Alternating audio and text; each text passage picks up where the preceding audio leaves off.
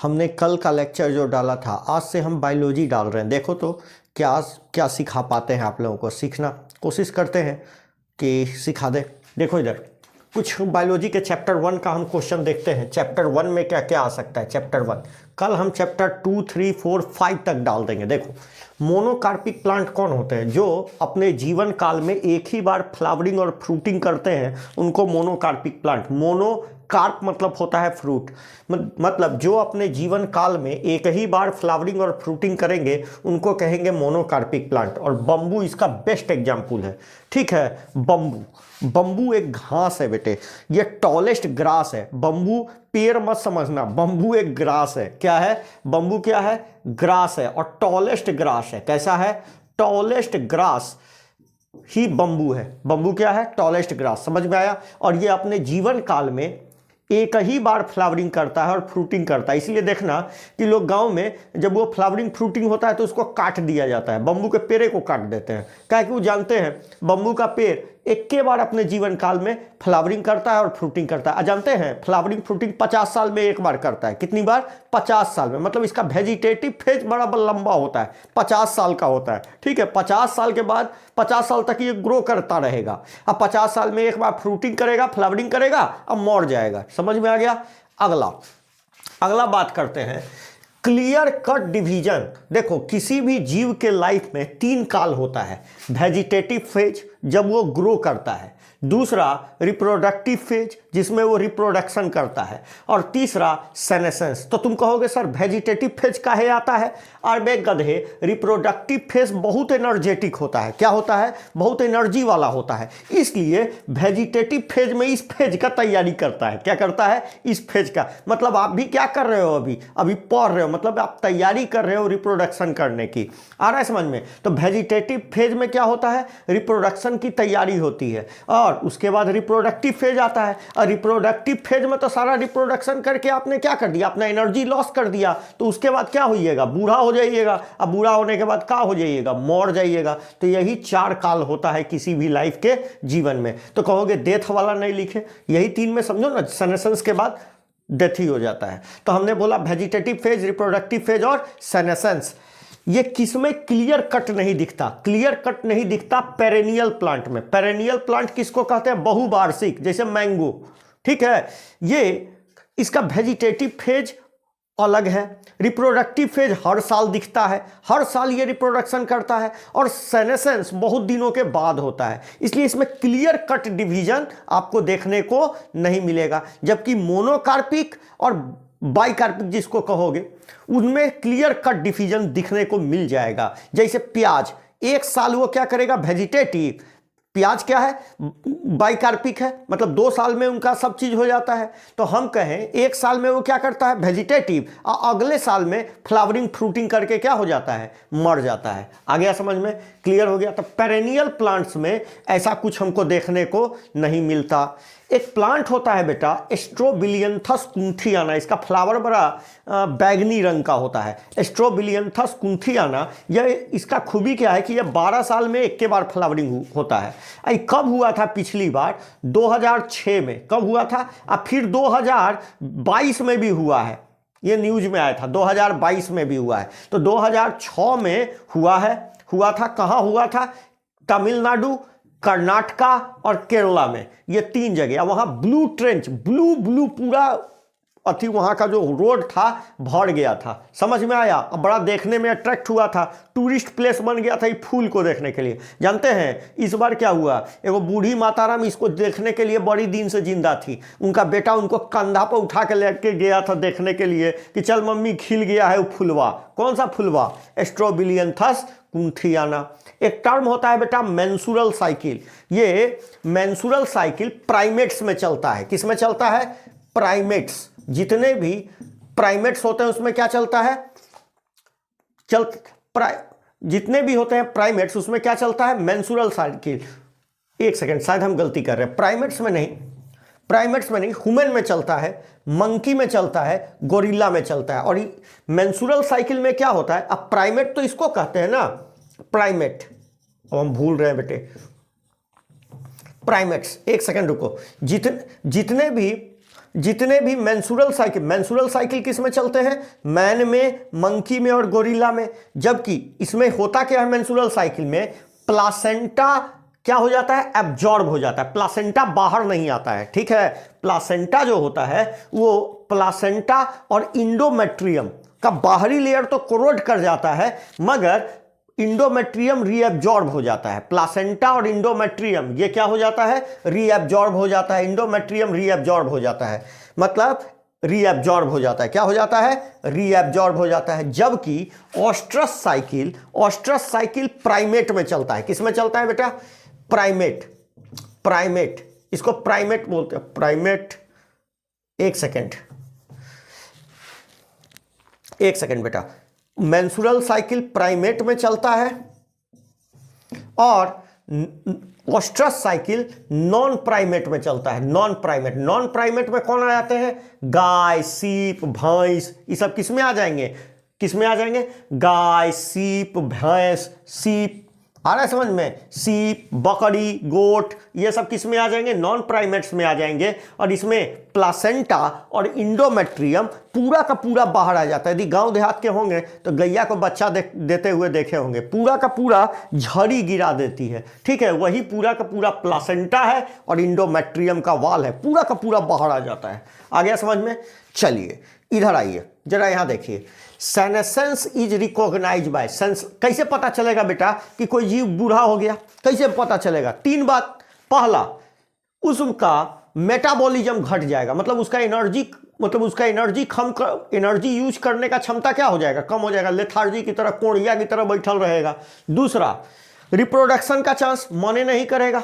कभी बूढ़ा को देखे कोनो लड़की के पीछे भागते हुए? कभी भागेगा? काहे भागेगा? एनर्जी ये नहीं है।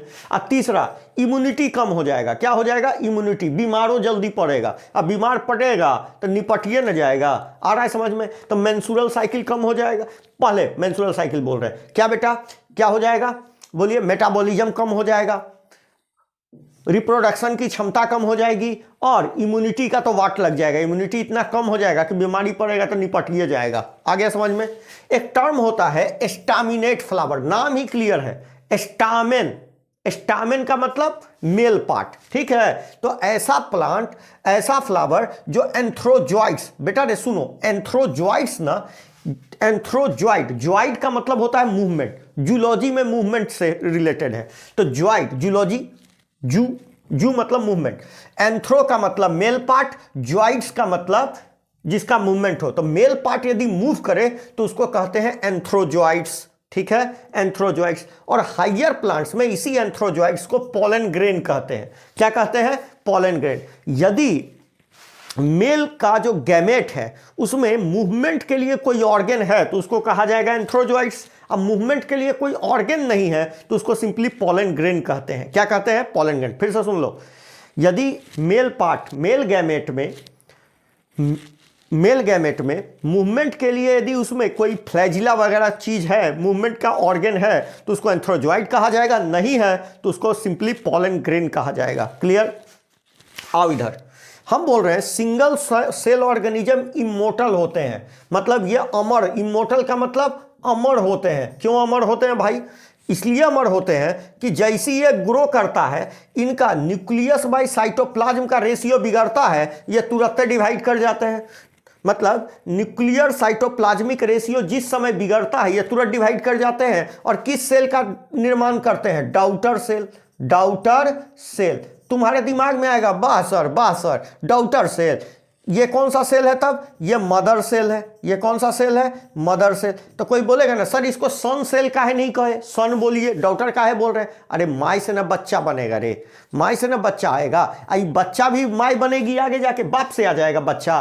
बाप से आता है बच्चा? नहीं ना आता है। एक मतलब मदर सेल से ही क्या आएगा? Daughter cell. आ गया समझ में? अच्छा, ये दोनों जो डॉटर सेल होगा इसको क्लोन भी कहेंगे क्योंकि इनका दोनों का जेनेटिक मेकअप क्या होगा? 100% सेम। ये दोनों एक दूसरे के कार्बन कॉपी हैं। कैसे हैं?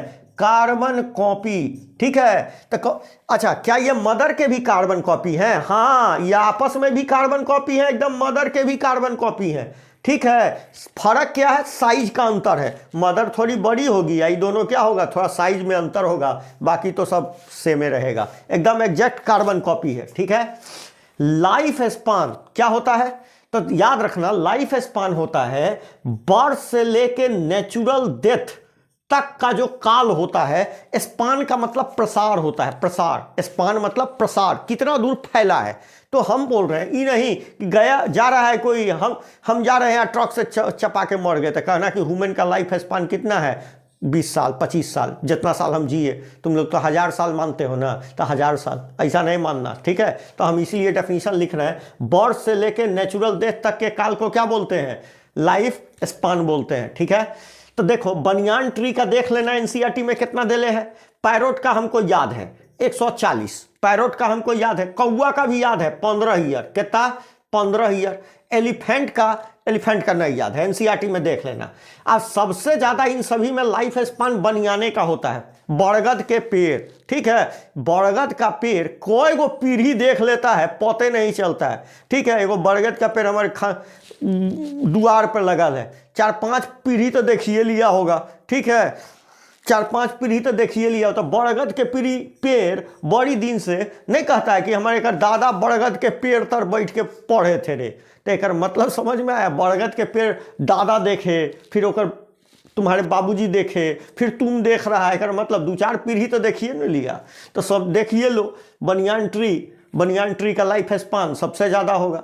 ठीक है, रिप्रोडक्शन क्या है, रिप्रोडक्शन अपने जैसे जीव की उत्पत्ति करना ही क्या है, reproduction. Capacity of organism to produce new life, produce new ones या ऑफस्प्रिंग ऑफ सेम काइंड। अपने जैसे जीव की उत्पत्ति करना ही क्या है, रिप्रोडक्शन है।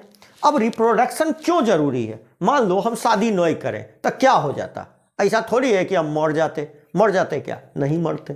ठीक है, तो रिप्रोडक्शन किसी जीव के जिंदा रहने के लिए जरूरी नहीं है। हाँ, सांस नहीं ले तो मर जाएंगे, खाना नहीं खाएंगे तो मर जाएंगे, तो हमारे जीवन के लिए रिप्रोडक्शन का कोई महत्व नहीं है एक इंडिविजुअल के लिए। मगर मान लो हम शादी नहीं किए तो हमारा नाम लेने वाला कोई बचेगा रे, खत्म हो जाएगा, हम डायनासोर हो जाएंगे, विलुप्त प्राणी हो जाएंगे। आ रहा है समझ में? तो प्रॉब्लम यह है कि यदि रिप्रोडक्शन नहीं होगा तो धरती पर कोई जीव जिंदा नहीं रहेगा, सब जीव मर जाएगा। आ गया समझ में? धरती जीव विहीन हो जाएगी। तो हम क्या बोलेंगे, धरती पर जीवन को बचाने के लिए किसकी जरूरत है, रिप्रोडक्शन की, कि जिंदा रहे। तुम तो मर जाओगे, ठीक है, यदि तुम शादी नहीं करोगे तो क्या होगा, तो नाम लेने वाला कुत्ता नहीं रहेगा। ठीक है, आ गया समझ में? तो मेंटेन लाइफ ऑन अर्थ, ठीक है, ये मेंटेन करता है लाइफ ऑन अर्थ पर, जीवन को धरती पर बनाए रखता है। कौन? रिप्रोडक्शन। कितने टाइप का होता है? Asexual, sexual. एसेक्सुअल रिप्रोडक्शन जिसमें एनिमल का बॉडी ही पार्टिसिपेट करता है, एनिमल का बॉडी ही पार्टिसिपेट करता है। और इसमें कौन? इसमें दो सेक्स, अलग अलग सेक्स पार्टिसिपेट करेंगे। क्या? एक मेल सेक्स, मेल पार्ट, और दूसरा फीमेल पार्ट पार्टिसिपेट करेंगे। जबकि यहां सिंगल बॉडी का जरूरत है, सिंगल पेरेंट का जरूरत होता है। ठीक है, दूसरी बात आ गया समझ में? सिंगल पेरेंट का जरूरत होता है। ठीक है, अच्छा ये देखो, यदि हम पूछें एसेक्सुअल रिप्रोडक्शन किस में होता होगा, किस में होता होगा? अरे ऊपर से लेके जितना जीव सोचेगा सब में होता है। ठीक है, हायर ऑर्गेनिज्म में इसका अमाउंट कम हो जाता है, मतलब इसका फ्रीक्वेंसी कम हो जाता है, मगर होता सब में है। जैसे मोनेरा में भी होगा, फंजाई में भी होगा। ठीक है, मोनेरा में भी होगा, फंजाई, विटेकर का 5 क्लासिफिकेशन याद है ना, सब में होता है। ठीक है, हायर वंश में थोड़ा कम हो जाता है। ठीक है, तो हमने बोला कि इसमें मोनेरा में होगा, प्लांटेई में होगा, एनिमालिया में होगा, सब में होगा। ठीक है, क्लियर हो गया? ये सब में होता है, मोनेरा में, प्लांटेई में, एनिमालिया में, सब में। क्लोन किसको कहते हैं? जो एग्जैक्ट कार्बन कॉपी होते हैं। अभी देखा, एग्जैक्ट कार्बन कॉपी होते हैं, उन्हीं को क्या कहते हैं? क्लोन्स। क्या कहते हैं? क्लोन्स। ठीक है, चलो।